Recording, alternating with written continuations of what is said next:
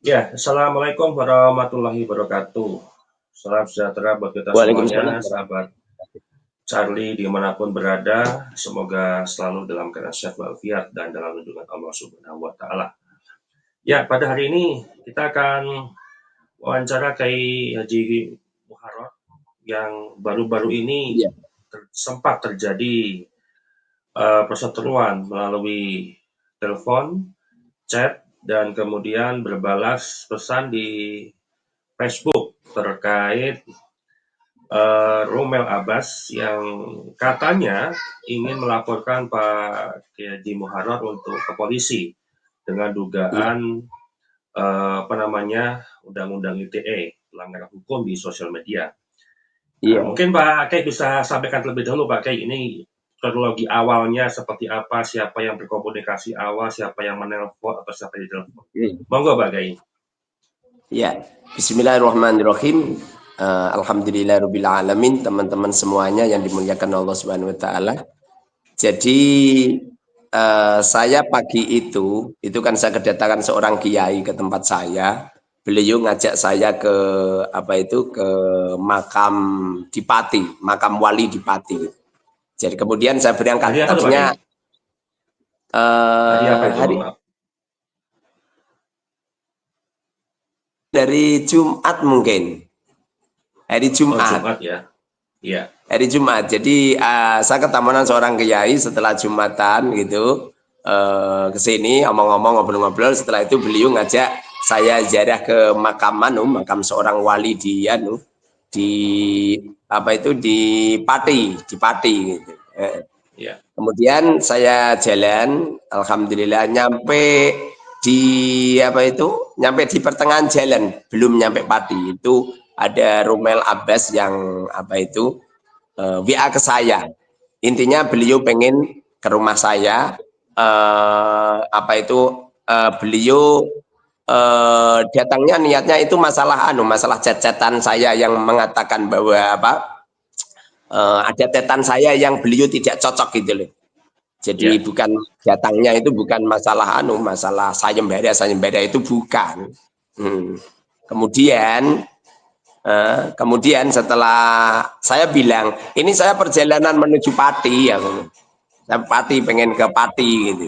Ya beliau bilang, tak parani di Pati apa di pondok gitu. Intinya seperti itu. Ya. Kemudian saya musyawarah sama kiai yang ngajak saya ziarah. Bagaimana kiai? Nah kiai bilang kita konsentrasi ziarah saja, nggak usah dilayani itu. Makanya di waktu itu ya apa itu ini saya pengen ke Pati dulu. Intinya lah apa itu saya menyampaikan apa yang dikatakan oleh kiai itu. Kemudian nggak jadi kan apa itu saya nggak jadi pulang karena beliau ngajak tetap ke Pati. Setelah nyampe Pati, alhamdulillah kami perjalanan pulang setelah nyampe rumah, berhubung beliau apa itu minta Sherlock, lalu saya Sherlockin terus apa itu beliau saya telepon gitu. Ini alhamdulillah saya udah di rumah gitu. Lihat di waktu itu eh, kebetulan saya kan didampingi sama Panglima PBI gitu loh. Ya sama youtuber yang dampingi saya. Kemudian beliau bilang saya tidak ada urusan sama apa itu PWI, saya urusannya sama Mukharrar kan gitu. Beliau kalau Ya. apa itu manggil saya kan nyakar itu. Saya kalau manggil beliau tetap beliau seorang ustadz, saya panggil seorang ustadz, Ustadz Romel itu. Itu di media sosial ya saya ngomong Ustadz Romel, Jianu ya tetap saya Ustadz Romel. Sebab apapun kesalahan atau kejelekan seorang ustadz atau seorang kiai kan tetap kita junjung tinggi karena beliau itu mengemban apa itu ilmu kepada masyarakat gitu.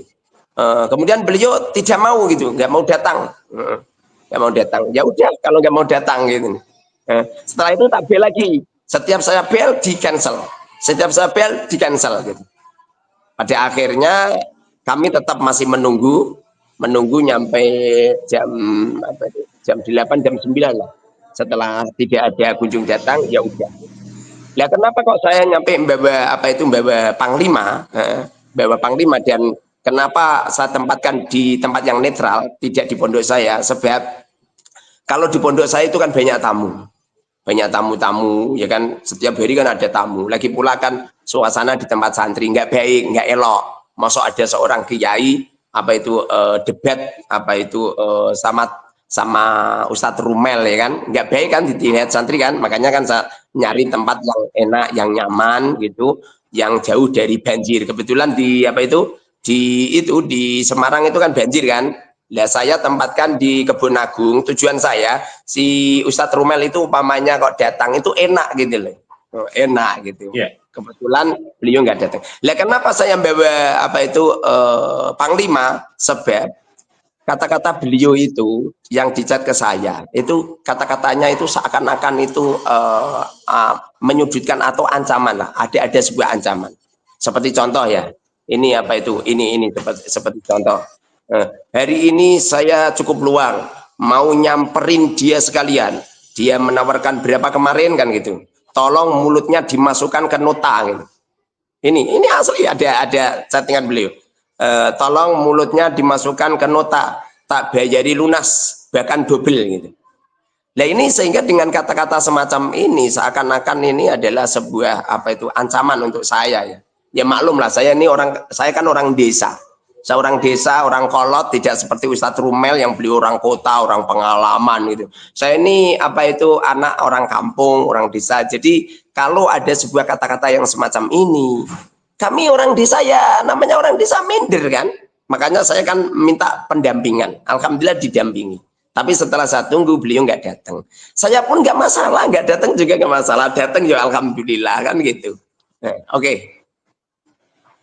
Ya, ini sebenarnya sangat kompleks ya, karena Gus Romel juga posisinya di Jepara gitu kan, dan kemudian Di Pak waktu Aceh itu beliau sudah. bilangnya tidak di Jepara, beliau Hmm. bilangnya di Semarang sama saya.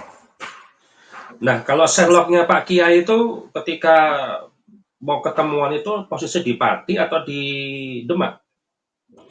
Di waktu saya perjalanan menuju Pati memang kok Romo Yai yang saya bawa itu Demak. melarang beliau untuk ngirim Sherlock karena ganggu konsentrasi ziarah ke makam wali itu. Makanya kan tidak kami Sherlock. Itu saya Sherlock itu setelah saya nyampe rumah.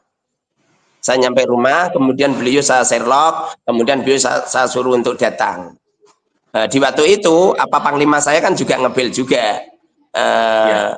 Apa itu gimana kapan datang ke sini kan gitu. Lah si Ustadz Rumel dawuh apa itu saya butuhnya sama Mukarrar gitu. Saya butuhnya sama Ya. Mukarrar, tidak sama kamu. Saya nggak ada urusannya dengan PBI gitu. Ya, gitu Ya.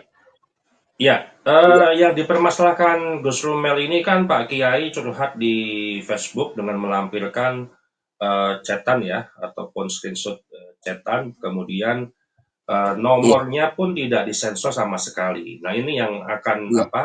Yang disampaikan Gus Romel yang ingin melaporkan Pak Kiai ke polisi. Ini iya, bagaimana Pak Kiai mungkin? iya.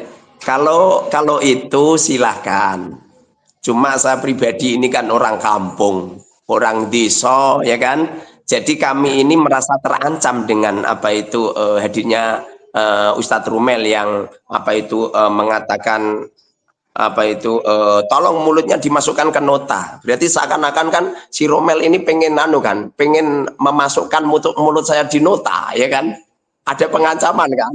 Sehingga kami apa salahnya kalau saya itu minta sama teman-teman di media sosial kira-kira ditemuin apa tidak kan gitu.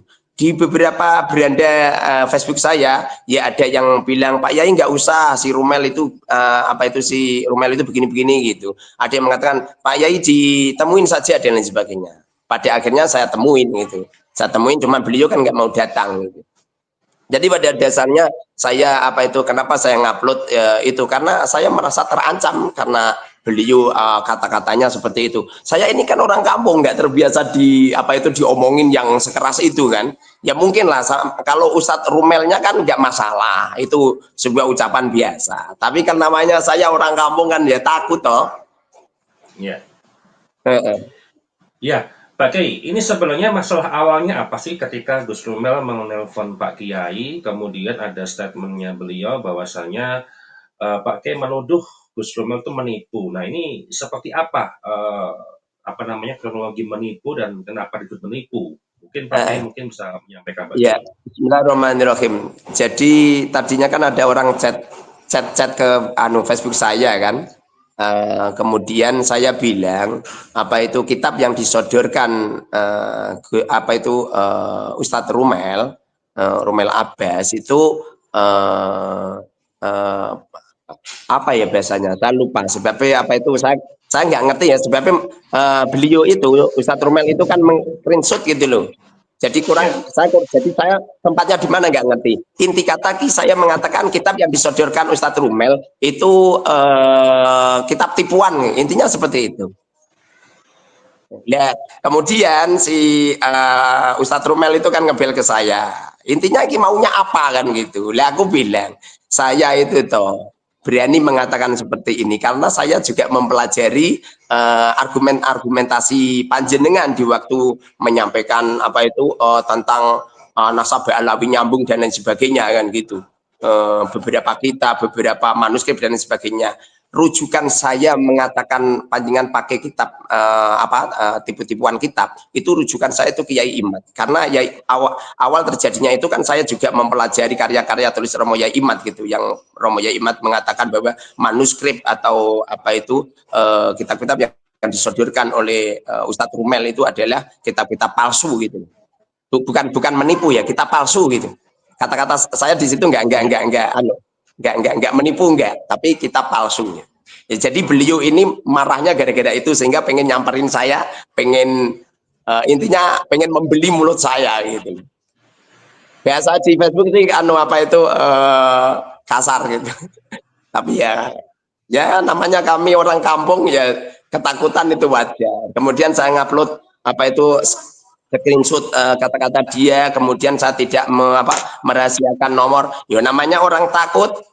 terancam ya kami upload apa adanya mungkin teman-teman netizen itu sudah pengalaman sudah masuk di dunia apa itu umum wajar ya saya ini dari kecil ya ada di pondok pesantren dan kami ya, ya, mondok betul. nyampe umur 22 setelah 22 kemudian saya nyantri jadi wajar kalau saya ini ketakutan atas apa yang disampaikan Ustadz Rumel maklum orang kampung orang desa gitu loh Ya, oke terakhir Pak Kiai, ini iya terkait tentang statementnya Gus Romel di Facebook ya. Ini iya bahwasanya terkait pertemuan status Gus Romel yang kemarin hingga peristiwa yang berkaitan setelahnya jika ada yang perlu diklarifikasi dari Kiai Haji Muharrar bisa iya menghubungi pengacaranya Gus Romel katanya.